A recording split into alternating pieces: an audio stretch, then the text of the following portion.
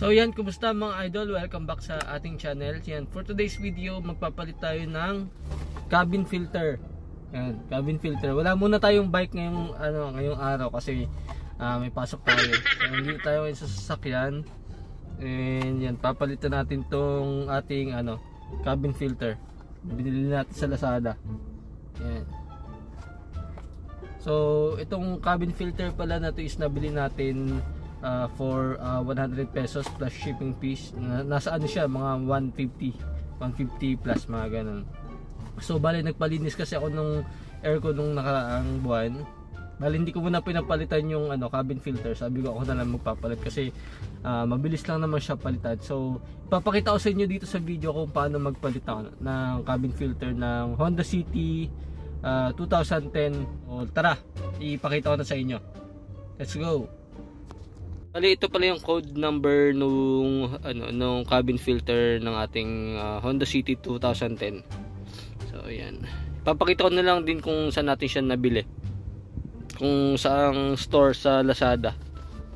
Ayan, same lang naman sila. Ayan, same lang din. Yun yung box. Unbox na natin bago natin ikabit. So ayan, made in Thailand.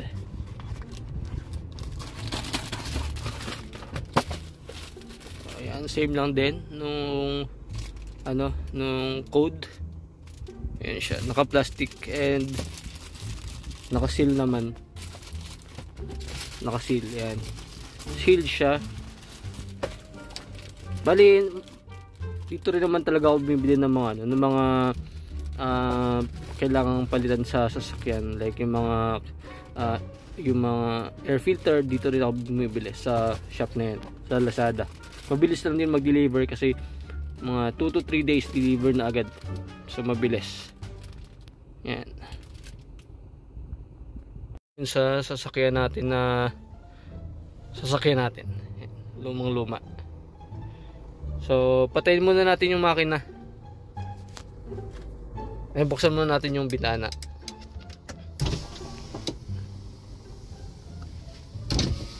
Yung bike natin, yun.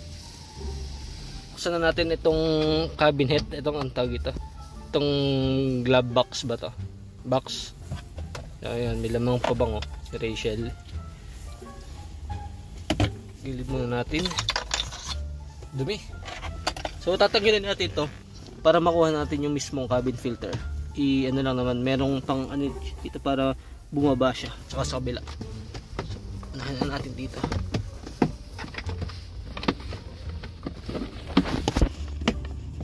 So ito, natanggal na natin. Ayan. Tapos nandito siya mga idol, itong part na to. Kita ba? I-try natin lagay ng Ayan, ito, sa part na to. Tatanggalin natin yan para makuha natin yung case ng cabin filter. Lagyan natin ng ilaw, ng flash. May flash ka, sumahina. So tanggalin natin.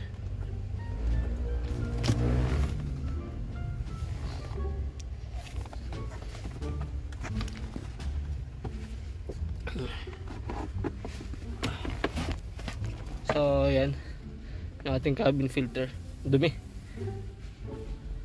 Bali, nahanginan ko lang siya para malinis nung pinalinis natin yung aircon. Kaya nga, sabi ko ako na rin magpapalit kasi mabilis lang naman siyang palitan. So ipagpag muna natin tong case. Pagpag muna natin tong case para mawala din yung nung dumi. So, wait lang. Yung cabin filter na ikakabit na natin. O, binuksan ko na.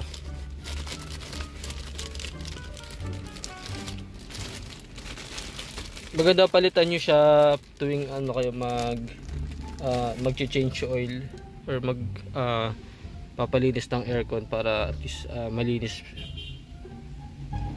lagi. Yung logo ng Honda. So ang pagkabit natin, bali ito yung harap, itong harap na to. Ayan, dapat nakaganyan siya. Ayan, ganito. Maliwanag. Ayan. Kabit nyo lang na ganyan. Ayan, shoot. Lagyan mo lang natin itong ating board sa likod para malinis. Ngayon dumi na ng ano natin. Sira na yung leather seat natin. Kung anong pwedeng pamalit dyan. Medyo madumi rin pala yung gilid. Yan o. Tingnan natin kung dumi ba talaga yan. Hindi naman. So, ikakabit na natin ulit mga idol. Balik na natin. Yan. Sa ano niya, sa pinaka case. So, yan. Balik lang natin. Airflow. Yan. Tulak lang natin yan. Tapos paglalak naman yan ng kusa. Tapos tignan nyo na lang kung nahihila. Dapat di na siya nahihila kapag kinabit. Yan, wala na. Hindi na. So, ibig sabihin yan, okay na. So, ito, ilalak lang ulit natin itong part na to para hindi siya nahuhulog. So, itulak nyo lang ng konti. Yun. Yan. Para pag ano, hindi na siya bumabagsak. Hindi na siya bumabagsak. Yan. So, lagyan na ulit natin yung mga gamit dito. Ganun lang naman magpalit ng cabin filter ng Honda City 2010. Ang alam ko, same lang din siya ng ng ibang model ng Honda City. So yun. So kung nagustuhan nyo yung video, kung may nakuha kayong idea dito sa video, makiki-like, share, comment, and subscribe na rin sa ating videos. So yun, papaalam muna ako. See you sa next video. Ingat kayo lagi and God bless. Bye bye. Yung luma natin na cabin filter.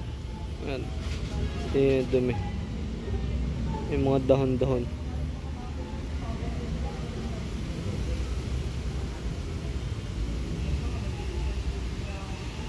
Ayan.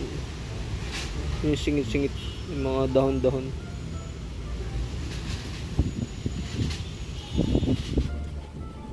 So buti na lang din at napalitan na natin. Iligay na lang natin sa box tapos itapon na natin. Dispose na.